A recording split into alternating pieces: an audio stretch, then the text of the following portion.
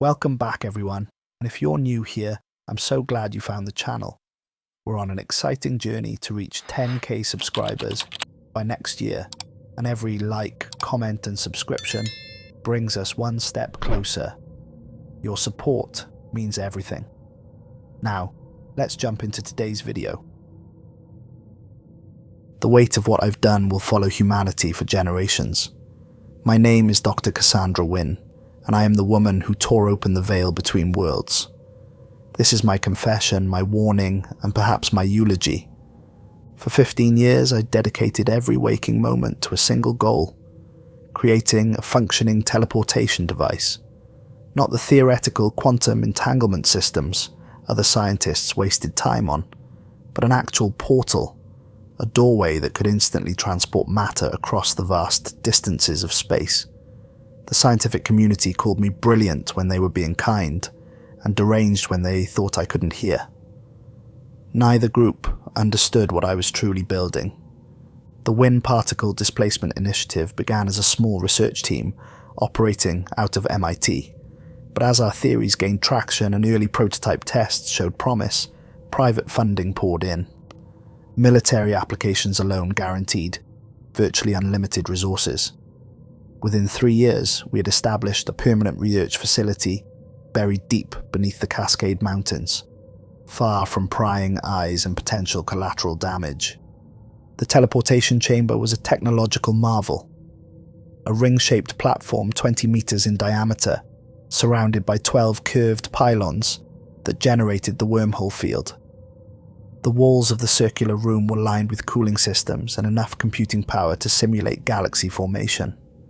Everything about the facility was cutting edge, except for the strange symbols etched into the base of each pylon, ancient patterns that Lyra Smith, our archaeologist, insisted would stabilize the transitional matrix. I didn't believe her explanation, but the simulations ran better with them included, so I kept them. Initial organic matter tests are promising, I dictated into my journal, after our first successful animal teleportation. The rabbit emerged with all vital signs stable, no cellular degradation detected. Blood work shows elevated adrenaline levels, but that's expected given the stress of the procedure. Subject appears disoriented, but otherwise healthy. What I didn't record was how the rabbit changed in the following days, how it stopped eating, how it pressed itself against the walls of its cage as if trying to escape from something invisible, how its eyes seemed to reflect things that weren't there. I attributed these behaviors to stress and proceeded with larger animal trials. The morning we prepared for the first human teleportation test, I gathered my core team in the control room. 6 brilliant minds, each representing the pinnacle of their respective fields. People who had abandoned prestigious positions to follow me into the unknown. Commander Ethan Kane stood examining the final systems checks, his broad shoulders tense beneath his lab coat. Before joining my project, he had been NASA's most decorated astronaut, a man who had spent more time in the void of space than anyone in history. His practical experience with extreme environments made him invaluable, and his unwavering composure had a calming effect on the entire team. Power distribution looks nominal, he reported, blue eyes scanning the displays. Environmental systems are green across the board. Sierra Albright adjusted her communications headset, her fingers moving with practiced precision across her console. Once the communications director for SETI, Sierra had joined us, believing that we might provide another avenue for contacting extraterrestrial intelligence. Her skepticism about our chances was matched only by a meticulous attention to detail. Recording systems online, she confirmed. All channels clear for data transmission.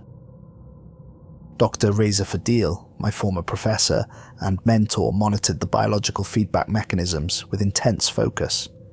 His silver hair and weathered face gave him an air of distinguished wisdom, but I knew him well enough to recognize the gleam of excitement in his eyes. Reza had been the first to believe in my theories, and his expertise in human-machine neural interfaces had been crucial to our progress. Biomonitors are calibrated and responsive, he said. The neural mapping system is reading clearly. Primary and secondary power conduits are at optimal capacity, announced Jackson Hall, without looking up from his station. Our engineering specialist was brilliant but difficult. Arrogant and confrontational with everyone except the machinery he lovingly maintained. Though I still maintain we should run at least one more full simulation before proceeding. Lyra Smith stood slightly apart from the others, studying the ancient symbols displayed on her tablet. As an archaeologist, specializing in theoretical technology patterns across ancient civilizations, her contributions had initially seemed peripheral. Yet her insights had solved several critical stabilization issues. There was something unsettling about her presence. She always seemed to be observing us rather than working with us, as if we were specimens in some elaborate experiment. "The containment geometries are aligned," she said quietly. "The barriers should hold during transition." Zara Wong, our young astrobiologist, checked and rechecked the environmental controls with visible apprehension. Fresh out of her postdoctoral work, Zara had joined the team despite her ethical reservations about the project. Her expertise in extreme environment adaptation had proven unexpectedly valuable when earlier tests revealed strange atmospheric effects around the teleportation field. "Atmospheric composition remains stable," she reported, glancing nervously at the main platform visible through the control room window. "But I'm still detecting those anomalous energy signatures we saw in the chimpanzee test. Are we absolutely certain this is safe for human transport?" "We've been through all the calculations," I interrupted, unwilling to entertain more doubts so close to our moment of triumph. "Every test has confirmed our theories. Today we make history, not just for teleportation, but for humanity's future among the stars." I felt a momentary pang of uncertainty as I looked at the teleportation ring through the reinforced glass. What if we weren't ready? What if my ambition had blinded me to some critical flaw? I pushed the thought away. I had invested too much, sacrificed too much to hesitate now. "Begin power-up sequence," I ordered, my voice steadier than I felt. The room filled with the deep humming of machinery coming to life. The metal pylons surrounding the teleportation platform began to glow with blue-white energy. Air molecules vibrated around the ring, creating a visible distortion that rippled outward from the center. "Coordinates locked," Ethan announced, targeting the exoplanet in the Kepler 438 system. We had chosen a destination 470 light-years from Earth, an uninhabited world with conditions that should support human life. Far enough to prove the technology's capabilities, yet carefully researched to ensure a safe arrival point. "Energy levels at 60% and climbing steadily," Jackson reported, his earlier skepticism replaced by professional focus. The humming intensified, becoming a physical sensation that pressed against our eardrums. The laboratory lights flickered as massive amounts of power redirected to the teleportation array. 80%, 90%. Jackson's voice carried an edge of excitement now. Throughout the control room, team members leaned forward in anticipation. Years of work, billions in funding, countless failed experiments, all culminating in this moment. "Preparing final activation sequence," I said, my finger hovering over the initiation control. 3, 2, 1. The moment I pressed the button, I knew something was terribly wrong. Instead of the clean, controlled energy field we'd seen in previous tests, a violent tear appeared in the center of the platform. The rift wasn't the stable circular portal we'd designed. It was jagged and pulsating, as if reality itself was being ripped apart by incomprehensible forces. "Shut it down!" Ethan shouted. But Jackson was already frantically working the emergency protocols. "System's not responding," he yelled over the now deafening roar emanating from the rift. "The failsafes are being bypassed by something in the feedback loop." The tear expanded, its edges pulsing with sickly yellow-green light. From within came sounds that defied description. Dissonant, unnatural tones that seemed to bypass our ears and vibrate directly against our skulls. The sensation was physically painful, like needles being driven into our brains. "Manual override isn't working either," Sierra reported, her professional demeanor cracking. "There's some kind of interference on all command channels." Equipment began sliding across the floor, pulled towards the expanding rift. The gravitational distortion grew stronger with each passing second, warping the metal and glass around us. Warning alarms blared throughout the facility, their urgent wailing almost lost beneath the otherworldly howl emanating from the tear. "Everyone out now," I screamed, grabbing for the emergency evacuation lever. "The containment field is collapsing." It was too late. The laboratory's structural integrity was already compromised beyond recovery. Ceiling panels crashed down around us as support beams twisted like paper. The reinforced glass separating the control room from the teleportation chamber shattered inward, showering us with razor-sharp fragments. I grabbed onto a bolted-down console, watching in horror as Sierra lost her grip on her station and was dragged screaming into the void. Jackson followed, moments later, his face a mask of terror as the inexorable pull claimed him. Ethan reached for my hand across the rapidly widening gap between us. "Cassandra!" Our fingers touched briefly before the console tore free from its moorings, and I was airborne, tumbling helplessly towards the impossible tear in reality. The last thing I saw was Reza diving deliberately into the rift, his expression not of fear, but of strange anticipation, almost eagerness. Passing through the tear felt like being simultaneously frozen and burned alive. My consciousness splintered into countless fragments. I was everywhere and nowhere, experiencing every possible version of myself across infinite realities. My body felt wrong, as though reassembled by something that only vaguely understood human anatomy from second-hand descriptions. Then darkness, complete and absolute. I awoke gasping on hard ground. The air felt thick, almost gelatinous, making each breath a conscious effort. My lungs burned as if I were breathing liquid instead of air. Above me stretched a sky of impossible colours, shifting purples and greens that no human language had names for, swirling in patterns that strained my comprehension. "Cassandra, can you hear me?" Ethan's voice cut through my disorientation. His face appeared above mine, streaked with dirt and blood, eyes wide with concern and barely controlled panic. I sat up slowly, my head pounding with each heartbeat. "Where are we?" "I don't think where is the right question," he replied grimly, helping me to my feet. Looking around, I saw the others scattered across a barren plain of dark, glassy stone that seemed to absorb the light that fell upon it. Zara was helping Lyra to her feet, while Sierra sat alone some distance away, staring vacantly at the horizon. Jackson paced in tight circles, muttering continuously under his breath. Reza was nowhere to be seen, and dominating the landscape, perhaps a kilometre away, stood a massive black pyramid. Unlike anything from Earth's ancient civilizations, this structure appeared to absorb light, rather than reflect it. Its surface was perfectly smooth, except for pulsing red lines that traced geometric patterns across its faces, patterns that seemed to shift and change when viewed directly. "Sierra, status report," Ethan called, falling back on protocol in this unknowable situation.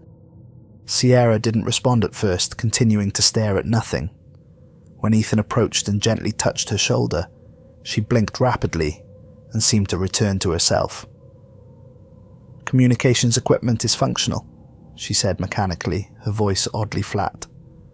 "But there's something wrong with the signals." She handed Ethan her receiver. From it came thousands of overlapping voices, some human, others distinctly not, all transmitting what sounded like distress signals in countless languages, some of which sounded physically impossible for human vocal cords to produce. Some of these transmissions appear to be centuries old, Sierra said, a tremor entering her voice. Others seem impossible, like they're coming from places that shouldn't exist. The temporal signatures are inconsistent, she continued, her professional training asserting itself despite her obvious fear. It's as if time itself doesn't function consistently here. Jackson stopped his pacing long enough to point at the pyramid. What the hell is that thing? And more importantly, how do we get back home? I don't know, I admitted, taking in our surroundings more carefully. The horizon seemed both too close and impossibly distant, as if perspective itself was distorted. But that pyramid is the only structure in sight. If there are answers anywhere, they'll be there. Do we have any idea what happened? Zara asked, her voice trembling as she checked her equipment. Did the teleporter malfunction? Where's Dr. Fadil? I'm not certain it did malfunction, I said slowly, pieces beginning to come together in my mind. I think it might have worked exactly as designed, just not in the way we expected. The coordinates were set for Kepler 438b, but what if we opened a doorway to somewhere else entirely? Lyra had been quiet until now, studying our surroundings with intense focus. Those aren't shadows, she said suddenly, pointing to elongated dark shapes that seemed to flow across the plane, moving independently of any light source. As we watched, one of the shapes paused, then changed direction, moving deliberately toward us. It glided over the glassy surface with silent, sinuous grace. We need to move, Ethan decided, his military training taking over. The pyramid is our best bet for shelter and information. Stay together, move quickly but carefully. No one argued. We gathered what equipment had survived the journey. Communications devices, portable scanners, medical supplies, and began walking toward the massive structure. With each step, I felt the weight of unknown eyes, watching from every direction. The shadow creatures kept pace with us, never approaching too closely but maintaining a constant presence at the edges of our vision. There's something alive here, Zara whispered, checking readings on her handheld biological scanner. But it's wrong. The cellular structure doesn't match anything in our database. It's not carbon-based, not silicon-based. It's something else entirely. Save your battery, Ethan advised. We don't know how long we'll be here, and we might need that equipment later. As we approached the pyramid, its scale became truly apparent. The structure must have been at least 500 meters tall, dwarfing anything built by ancient human civilizations. The material resembled obsidian, but felt oddly organic when we finally reached its base, warm to the touch and with subtle vibrations that suggested something living within the walls themselves. There's an entrance, Sierra called, her voice stronger now as she pointed to a triangular doorway that had not been visible from a distance. The opening appeared as a deeper darkness against the black surface, with those same pulsing red lines framing its edges. The interior was illuminated by the same pulsing red lines we'd seen outside, providing just enough light to navigate by. The corridor sloped downward at a gentle angle, leading us deep into the structure's heart. The walls were covered in symbols similar to those Lyra had incorporated into our teleporter design, angular glyphs that seemed to shift slightly when not viewed directly. These markings are familiar, Lyra murmured, trailing her fingers along the wall. They're variants of the symbols I found in ruins across Earth, Sumerian, Mayan, Egyptian, but older. Much older. After walking for what felt like hours through twisting corridors that defied normal spatial relationships, sometimes we'd turn right 4 times and find ourselves in a new location. Rather than back where we started, we emerged into a vast central chamber. The ceiling arched impossibly high above us, disappearing into shadow despite the red luminescence that permeated the space. The walls were covered in the same indecipherable symbols, arranged in complex patterns that hurt my eyes if I tried to follow them. In the center of the room stood a raised platform with doorways, at least 24 of them, arranged in a circle, each seeming to lead into absolute darkness, each framed by different configurations of the glowing symbols. "This is impossible," Jackson muttered, examining one of the doorways with his engineering scanner. "These don't lead anywhere physically possible. There's no actual space for them to go. The readings indicate infinite depth but zero width. That violates every law of physics." "They're not meant to connect to physical spaces as we understand them," Lyra said, tracing the symbols around one of the portals with surprising familiarity. "These are transit points between dimensions, between realities that exist parallel to our own." "How could you possibly know that?" Jackson demanded, turning on her with suspicion. Instead of answering, Lyra moved from doorway to doorway, examining the symbols around each with intense concentration. "They're labeled," she finally said. "Each doorway leads to a different realm, I suppose you could call it, different rules, different physical laws." "A different hell," I whispered, the awful truth dawning on me. My teleporter didn't malfunction. It worked perfectly, breaking through barriers between realities that were never meant to be crossed. We didn't just open a door to another world. We opened a doorway to thousands of them simultaneously. Sierra had wandered to the far side of the chamber, examining the floor with her light. "Someone's been here before," she called. "Many someones." She pointed to markings on the floor, footprints of various sizes and shapes, some recognizably human, others distinctly alien. Some appeared to have been made by creatures with too many limbs, others by beings that seemed to float rather than walk. Ethan discovered what appeared to be a map etched into one wall, a complex network of connected pyramids spanning what looked like multiple dimensions. "I think these pyramids are some kind of interdimensional transit system," he said, tracing the connections between structures, like subway stations connecting different parts of whatever this place is.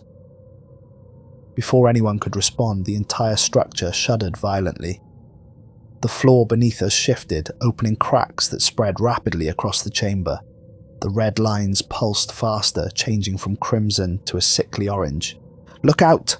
I shouted as a section of floor collapsed entirely, revealing nothing but empty blackness below.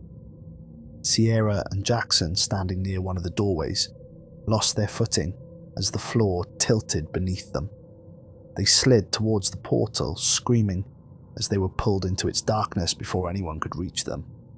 In the chaos, I caught a glimpse of Razor stepping through another doorway, not falling but walking purposefully, as if drawn by something only he could perceive. His face held an expression of almost religious ecstasy.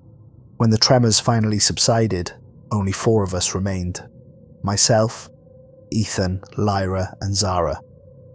"We have to find them," Zara insisted, her earlier fear replaced by determination. "We can't just leave them wherever they've gone." "We will," Ethan assured her, though his expression suggested less confidence than his words. "But first, we need to establish a base. This chamber seems stable enough now. We'll rest, plan, and then begin searching systematically." We took inventory of our supplies, limited food and water, basic medical equipment and various scientific instruments, enough to survive for perhaps a week, if we were careful with rationing. "I'll take first watch," Ethan volunteered after we'd set up a makeshift camp near the center of the chamber, away from the mysterious doorways. "The rest of you get some sleep. Whatever this place is, we'll need clear heads to navigate it." Sleep came fitfully, filled with dreams of endless falling through cold, empty space punctuated by whispers in languages I didn't understand, but somehow comprehended on a level deeper than conscious thought. The voices spoke of ancient conflicts, of barriers erected at the dawn of time, of hungry things waiting in the spaces between realities. When I awoke, Ethan was studying the map with Lyra, their heads close together as they traced possible routes. "We think this doorway might lead to where Sierra and Jackson went," he said when he noticed I was awake. pointing to a portal inscribed with spiraling symbols that pulsed slightly faster than the others. And this one is where Reza disappeared. Let's start with Sierra and Jackson, I decided. After a quick breakfast of emergency rations, they fell by accident. They'll need help more urgently. Ethan and I prepared to enter the portal while Zara and Lyra remained at our base camp, monitoring for any changes in the pyramid's stability and maintaining communication, if possible. "Take this," Lyra said, handing me a small stone tablet inscribed with the same symbols that surrounded our chosen doorway. "If I'm right, it should help you find your way back to this exact portal. Without it, you might return to any of 1,000 similar pyramids scattered across the multiverse." I didn't ask how she knew this. There would be time for those questions later, assuming we survived. Stepping through the doorway felt nothing like passing through the original rift. This transition was quick but disorienting, like walking through a curtain of ice water. For a moment, I felt my body separate into component atoms before reassembling on the other side. The realm beyond defied comprehension. We stood on what appeared to be solid ground, but the landscape constantly shifted around us. Colours bled into one another, forming new hues that had no names in human language. Events repeated themselves in endless loops. A leaf falling from a non-existent tree, falling again and again without ever reaching the ground. A small animal-like creature running in circles, never moving, forward or backward. Waves in a distant lake rising and falling in perfect synchronization like a video, stuck on repeat. "What is this place?" Ethan whispered, his voice distorted as if coming from both very far away and directly inside my head simultaneously. "I think time doesn't work here the way it does in our reality," I replied, watching as a small rock rolled uphill, only to reappear at the bottom and begin its journey again. It's fragmented, looping back on itself in endless cycles. We ventured deeper into this twisted realm, calling out for Sierra and Jackson. Occasionally we encountered what looked like human remains, explorers who had become trapped in temporal loops, aging and dying, over and over, until nothing remained but dust that reformed into bodies that aged and died again in endless torment. "Look at this," Ethan called, kneeling beside what appeared to be a leather-bound journal, half buried in the shifting soil. The pages were weathered and stained, but the handwriting was unmistakable. "This is Reza's," I said in disbelief, taking the journal with trembling hands. The entries chronicled months of survival in this hellish dimension, observations about the time distortions, encounters with entities that existed outside normal perceptual ranges, attempts to understand the pyramid network. The final entry, dated 3 years after the initial teleporter accident, read, "3 years trapped in this hell. The others are gone, absorbed into the temporal loops, or worse. The doorway is closing a little more each day. If anyone finds this, the pyramids are not what they seem. They were built to contain." The rest was illegible, the ink blurred as if by water damage or tears. 3 years? Ethan looked at me in confusion. "We just lost him hours ago." "Time must flow differently between dimensions," I said, scanning the journal's earlier pages for useful information. "For all we know, Sierra and Jackson could have been here for decades already." A sudden rippling in the air caught our attention. The doorway through which we'd entered was shrinking, the edges pulling inward like a closing iris. "Run!" I shouted, grabbing Ethan's arm. We sprinted back toward the portal, the landscape around us accelerating its chaotic shifting as if actively trying to prevent our escape. The ground buckled beneath our feet, forcing us to leap over suddenly appearing chasms. The air itself seemed to thicken, making each step more difficult than the last.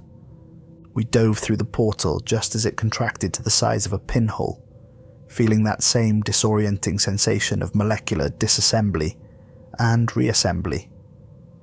Behind us, the realm of twisted time continued its endless cycles, now forever inaccessible to us. We returned to find Lyra surrounded by papers, covered in transcribed symbols, working with feverish intensity. "I've translated more of the wall markings," she announced without preamble.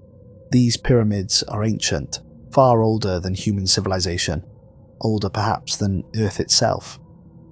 "Who built them?" I asked, still catching my breath from our narrow escape. "That's not the important question," Lyra replied, her eyes never leaving her work. "The important question is why they were built." She explained that the pyramids were constructed as containment systems, waypoints designed to isolate and trap entities from beyond normal space-time.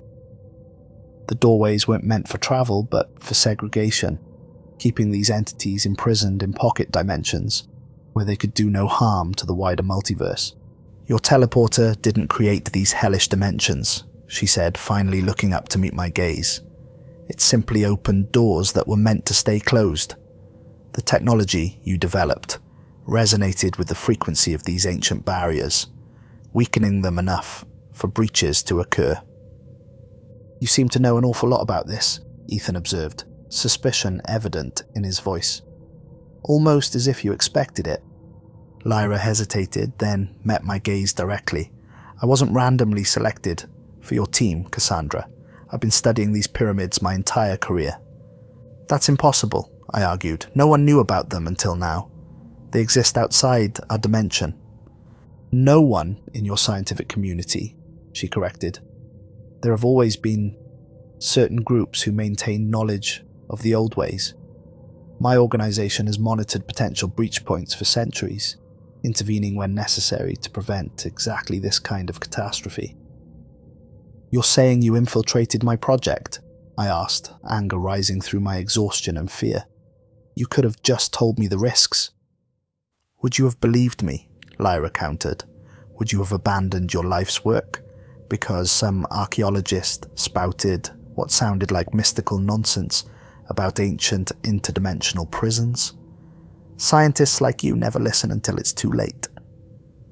Before our argument could escalate further, Zara called us to another doorway. "I'm picking up human life signs beyond this portal," she said, checking her biological scanner with excitement. "It might be Sierra or Jackson. The readings are erratic, but definitely human." The decision to enter another hell wasn't made lightly, but we had no choice if we wanted to find our missing colleagues. This time, all four of us went together, unwilling to risk further separation. This realm was a nightmarish hall of mirrors, where nothing appeared as it truly was. Reflective surfaces covered every surface, but the reflections they showed were wrong, distorted, or showing things that weren't actually there. My reflection showed me aged decades in one mirror, while another displayed my body split open with mechanical components visible inside. Ethan's reflection showed him with eyes that burned within a fire, while Lyra's sometimes didn't appear at all. "Sierra!" Zara called out, her voice echoing strangely in the crystalline environment. "Jackson, can you hear us?" A figure emerged from behind a mirrored column. Sierra, but changed. Her movements were jerky, unnatural, more like a marionette controlled by an unskilled puppeteer than a human being. Her eyes were wrong, reflecting light like polished metal rather than living tissue. "You came," she said, her voice oddly flat and multi-toned, as if multiple voices spoke in imperfect unison. "Jackson is gone. He became part of this place." "What do you mean, became part of this place?" Ethan asked carefully, one hand moving slowly towards the utility knife at his belt. Sierra's head tilted at an impossible angle, nearly touching her shoulder. "This realm absorbs. It takes what it needs. Jackson wasn't strong enough to resist. His reflections consumed him, piece by piece, until nothing remained but what you see in the mirrors." I glanced at the nearest reflective surface and recoiled in horror. Jackson's face stared back at me from within the mirror, his expression one of eternal torment, mouth open in a silent scream. "We need to get back," I said, backing away slowly. "Sierra, come with us. We can help you." She followed without argument, but as we returned through the portal, I couldn't shake the feeling that whatever came back with us wasn't entirely Sierra anymore. The way she moved, the emptiness behind her eyes, the slight delay between her words and the movement of her lips, all suggested that what walked in Sierra's skin was something else entirely. Back in the central chamber, we found Razor waiting. His clothes were tattered, and his eyes held the same distant, unknowable quality as Sierra's.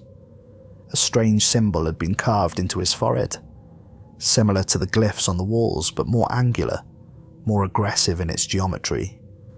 "I found it," he announced without greeting. "I found the way home." "Where have you been?" Ethan demanded, positioning himself protectively in front of Zara and me. "What happened to you?" "Exploring, learning." Razor smiled, but the expression never reached his eyes. "There's another pyramid, larger than this one. It contains the key to returning to our dimension. I've seen it working, the original technology that your teleporter was based on, Cassandra. It can open a stable pathway back to Earth." None of us fully trusted him. The change in him was too profound, too disturbing. But what choice did we have? We gathered our supplies and followed Razor out of the pyramid and across the barren landscape. The shadow creatures seemed to avoid his path, sliding away when he approached as if repelled by some invisible force. As we walked, Sierra stayed close to Razor, the two occasionally exchanging glances that seemed laden with unspoken meaning. Zara noticed too, whispering her concerns to Ethan and me when we paused to rest. "There's something wrong with both of them," she murmured, keeping her voice low. "My scanner shows their biological signatures fluctuating wildly, as if they're not fully present in this dimension anymore." "Keep a close eye on them," Ethan replied. "But for now, we play along. If there really is a way home, we need to find it." The journey took hours. The second pyramid loomed on the horizon, significantly larger than the first and emanating a palpable sense of dread that increased with every step we took toward it. Unlike the first structure, this one was not pure black. Veins of pulsing crimson ran through its surface like blood vessels in living tissue. "Inside," Razor instructed as we reached the massive structure. "The gateway chamber is at the center." The interior was similar to the first pyramid, but vaster, the symbols on the walls older and more complex. Razor led us confidently through a labyrinth of corridors until we reached an enormous chamber, dominated by a raised altar. The stone slab was stained with dark substances I didn't want to identify, surrounded by intricate channels carved into the floor. "Here," Razor said, placing his hand on the altar's surface. "This is where the sacrifice must be made." "Sacrifice?" Zara asked, alarm evident in her voice. "What sacrifice?" Razor and Sierra moved with inhuman speed. Sierra grabbed Zara, dragging her toward the altar, while Razor produced a curved blade seemingly from nowhere. The metal of the knife wasn't any material I recognized. It seemed to absorb light rather than reflect it, leaving a trailing darkness in the air as it moved. "The gateway demands payment," Razor intoned, his voice now overlaid with something else, something ancient and hungry. "The barriers between worlds are strengthened by blood and soul. One life to open the way for the rest." Ethan reacted instantly, tackling Razor to the ground. The blade skittered across the floor as they struggled, Razor displaying strength far beyond what his aging frame should have been capable of. I lunged for Sierra, trying to free Zara from her unnaturally strong grip. "They made a deal with something on the other side," Lyra shouted, grabbing the fallen blade. "They're not themselves anymore. They're vessels." In the chaotic struggle, Sierra released Zara only to attack Ethan from behind. I heard him cry out in pain as her fingers, now elongated into claw-like appendages, tore into his back. Razor took advantage of the distraction to throw Ethan off, rising to his feet with fluid grace that his human body should not have possessed. "You cannot stop what has already begun," Razor said, his voice resonating with multiple overlapping tones. The gates are opening across all realities. What has been imprisoned will soon be free. "Run!" Ethan gasped, still grappling with Sierra despite his injuries. "I'll hold them off." Lyra pulled me and Zara toward a side passage. "There's another way," she insisted. "The Master Pyramid. It's not far from here." Ethan somehow broke free and staggered after us, blood streaming from multiple wounds. We sealed the passage behind us using Lyra's knowledge of the pyramid's mechanisms, knowing it wouldn't hold Reza and Sierra for long. The passage sloped upward, eventually emerging onto a plateau overlooking a vast complex of smaller pyramids surrounding one massive central structure, larger than any we'd seen before, and pulsing with blue-white energy rather than red. "The original," Lyra breathed, "the source of all the others." Ethan collapsed, his strength finally giving out. His wounds were severe, deep gouges that exposed muscle and bone, inflicted by whatever Sierra had become. His skin had taken on a greyish pallor, and his breathing was shallow and laboured. "We have to help him," Zara insisted, applying pressure to the worst of the injuries with strips torn from her lab coat. "He's losing too much blood." "Get to the Master Pyramid," Ethan managed through gritted teeth. "It's our only chance to contain this, to stop whatever's happening." With Zara and I supporting Ethan between us, we made our slow way to the central pyramid. Lyra led the way, seeming to know exactly where to go, navigating the complex with disturbing familiarity. The Master Pyramid's interior was different from the others, less alien, somehow more comprehensible to human perception. The central chamber contained what was unmistakably teleportation technology, though far more advanced than anything I'd created. A platform similar to my teleporter's ring stood at the center, surrounded by crystalline pylons that hummed with contained energy. "This is it," I whispered in awe. "This is where it all began." Lyra moved quickly to a control panel covered in the now familiar symbols.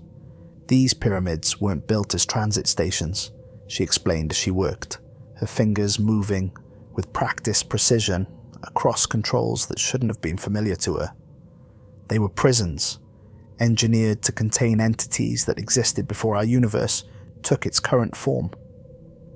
"And my teleporter breached those prisons," I realized with growing horror. "Not just breached them," Lyra corrected, her fingers still dancing across the ancient controls. "It connected them all simultaneously, creating a network that allowed these entities to move between realms for the first time in eons. The symbols I added to your design were meant to prevent this, but you modified them without understanding their purpose. The implications were staggering. We hadn't just endangered ourselves, we potentially unleashed ancient cosmic horrors into reality itself. My arrogance, my refusal to question the unexpected breakthroughs in my research, had led to this catastrophe."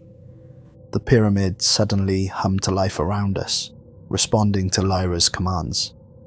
The air filled with charged particles that made my skin tingle and my hair stand on end. The crystalline pylons began to pulse with increasing intensity, casting blue-white light across the chamber. "How do you know how to operate this?" Zara asked, still tending to Ethan's wounds with growing desperation. "Because she's one of them," came Ethan's weak voice from where he lay against the wall. "Aren't you, Lyra? You're not human, at least not entirely." Lyra turned to face us, her expression solemn but unrepentant. "Not one of them. One of those who built the prisons. My ancestors were the wardens, tasked with maintaining the boundaries between realities. We have watched your world for millennia, intervening when necessary to prevent breaches." "You knew this would happen," I accused, anger rising through my fear. "You joined my team knowing what the teleporter would do." "I tried to prevent it," she insisted, her eyes flashing with an inner light that was definitely not human. "The symbols I incorporated into your design were meant to be safeguards.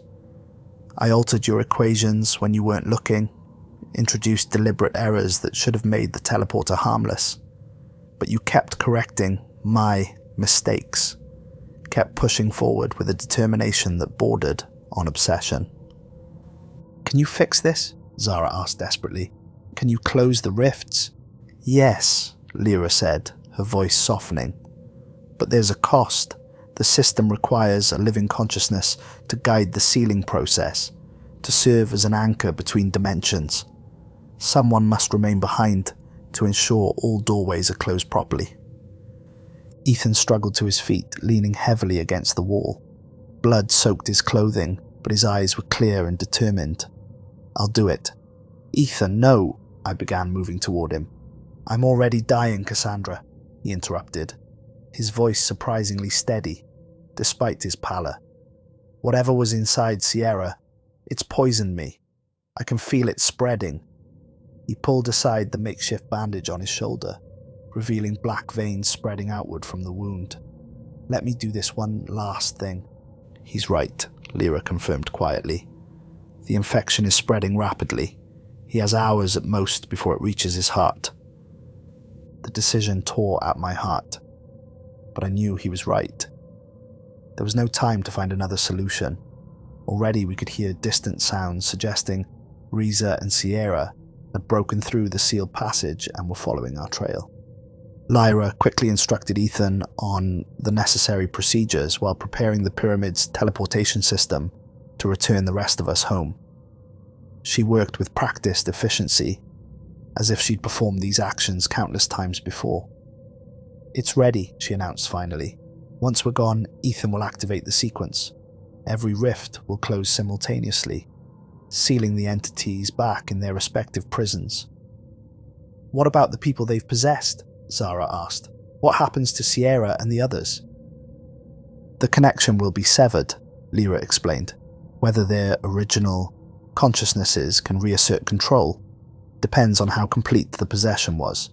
We can only hope." Zara embraced Ethan tearfully. "Thank you," she whispered, "for everything." When it was my turn, I found myself unable to speak past the lump in my throat. This man had believed in me, had followed me into the unknown, and was now sacrificing himself to clean up the disaster I had created. "It was worth it," Ethan said softly, reading my thoughts in my expression. "To see what's beyond. To know that we're not alone in the universe, even if what's out there isn't what we hope to find." "I'm sorry," I managed. "This is all my fault." "No regrets," he replied with a weak smile. "We were explorers, Cassandra. Sometimes explorers don't make it back, but the knowledge they gain changes everything." He pressed something into my hand, a small data drive. "I recorded everything I saw in the time realm. Don't let them cover this up. The world needs to know what's out there, needs to be prepared." Lyra activated the teleporter and a clean, controlled portal appeared. Nothing like the violent tear my machine had created. This one was a perfect circle of stable energy, through which I could faintly see the ruins of my laboratory. "Now!" she shouted. "We can't maintain the connection for long." The three of us leapt through just as Razor and Sierra burst into the chamber behind us. The last thing I saw was Ethan at the controls of the master pyramid, a look of peace on his face as he initiated the sealing sequence, and the inhuman rage that contorted Razor's features as he realized his masters would remain imprisoned. The journey back was a chaotic blur of collapsing dimensional spaces. Brief glimpses of other closing hells flashed past, realms of living flesh where the ground pulsed like a giant heart, domains of perpetual madness where reality itself seemed to scream, kingdoms of eternal suffering where beings both human and alien writhed in torment. My last vision before emerging into reality was of Ethan at the controls of the master pyramid, a blinding light enveloping him as the structure imploded around him, collapsing in on itself like a dying star. We crashed into the ruins of my laboratory with bruising force. The teleportation ring was destroying itself, components melting and warping as the final rift sealed with a thunderous implosion that shook the mountain above us.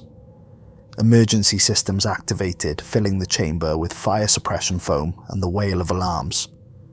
When the dust settled, only Zara, Lyra, and I remained alive, forever changed by what we had witnessed, beyond the boundaries of our reality. 3 months have passed since our return. Government agencies confiscated all my research within days, classifying everything related to the incident under the highest security protocols. Men in nondescript suits interrogated us for weeks, their questions revealing they understood far more about what had happened than they should have. They knew about the pyramids, about the entities beyond our dimension.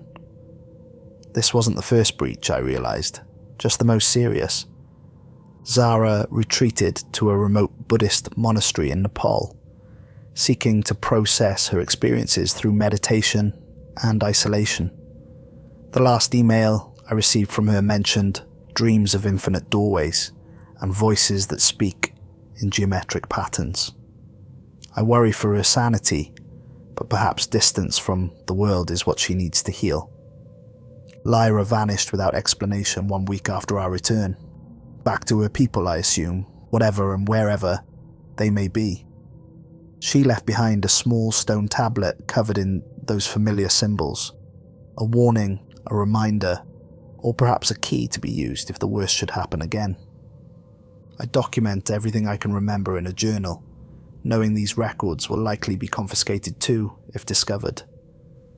The nightmares come nightly, visions of endless hells and the faces of those we lost.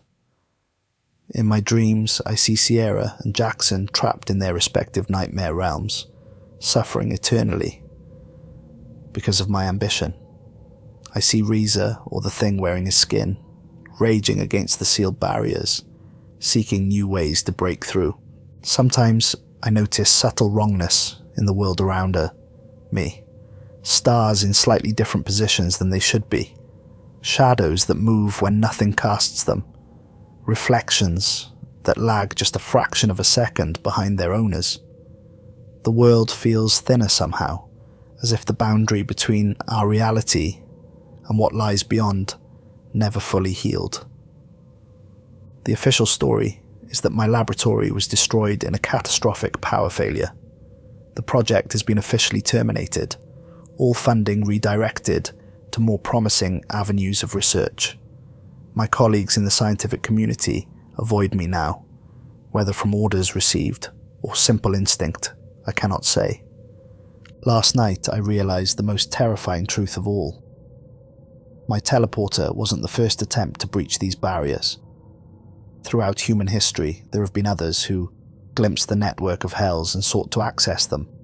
For power, for knowledge, for transcendence. Ancient civilizations built structures that mimic the pyramid's geometry, attempting to tap into their power. Medieval alchemists sought formulas that would open doorways to other worlds. Modern scientists like me pursued technologies that resonated with the frequencies of the interdimensional barriers, weakening them bit by bit over centuries. And my attempt will not be the last. The knowledge is out there now, scattered in classified files and fragmented research notes. Someone else will make the connection, will push against that boundary with better technology and greater power. The entities beyond know this. They are patient, eternal, waiting for the next breach. As I write these final words, I hear a familiar humming from my basement, a sound I never thought to hear again. The sound of reality being folded, of boundaries being tested. Despite the government's thorough confiscation of my equipment, despite the destruction of the original teleporter, something is activating. I should run, I should call the authorities, warn them what's happening.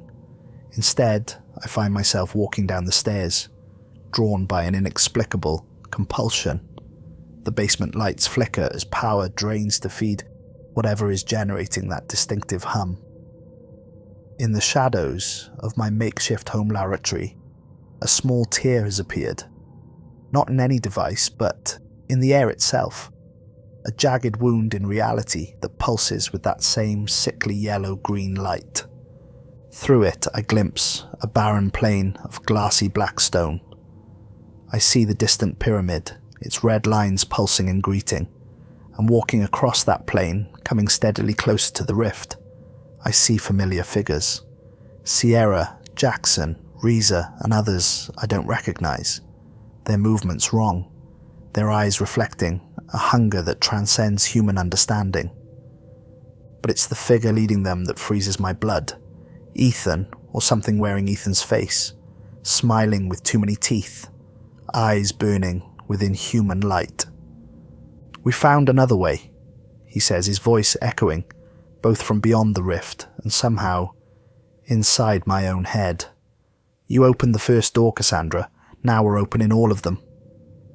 The tear widens slightly, and a hand, Ethan's hand, but wrong, the fingers too long and jointed in impossible ways, reaches through toward me. The doors are opening once more, and this time they'll never close again.